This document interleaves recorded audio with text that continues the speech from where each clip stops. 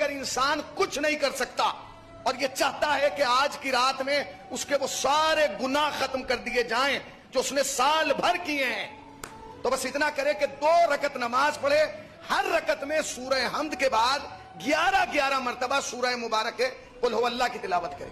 کتنی منٹ لگیں گی؟ کتنے منٹ؟ 5 سے 10 منٹ کے اندر آپ کا سارا سال بھر کا معاملہ جو ہے وہ کلین ہو جائے گا۔ اور آپ جب کل نئے سال میں داخل ہوں گے، جب پہلی محرم میں آئیں گے، تو آپ کا جو پرانا معاملہ ہے نا وہ صاف ستھرا ہوگا۔ اس کا پہلا کام تو یہ ہوگا کہ اس کے سارے سال کو نیکیوں میں لکھ دیا جائے گا۔ کیا لکھا جائے گا؟ کہ اس نے سال بھر جو ہے وہ نیکیوں میں گزارا۔